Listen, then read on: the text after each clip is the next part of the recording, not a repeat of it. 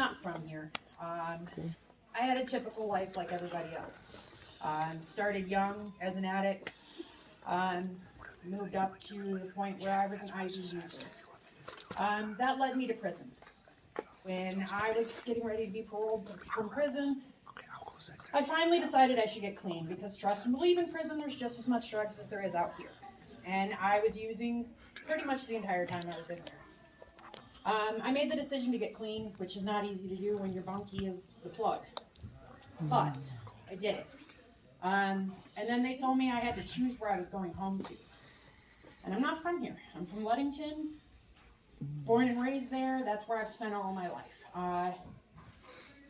I knew if I went home that it meant I was going to relapse because I didn't know any other life there.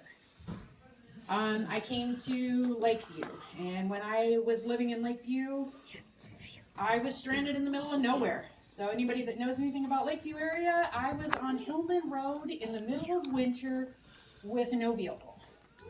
I was stranded. It was great. There's no drugs. I couldn't do anything. Until I realized my stepdad was selling his narcotics out of the house while I'm on parole for selling drugs. Not a good situation.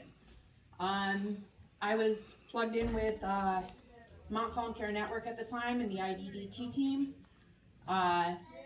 They got me into Randy's house. And prior to that, I had met Robin, and Robin was my sponsor. And when I got to Randy's house, as any of you that have been at Randy's house or know anything about it know, you had to do 6 meetings a week. And we would show up and there was nobody to chair the meeting. So I went to Robin and I'm like, Robin, what do I do? Robin says, you start chairing. And it was just, as many of you that go to the MAC know, I've been chairing meetings there for almost 2 years now. Yeah, Neta. A few people know, it's not quite my sober anniversary, but today I am 45 months clean.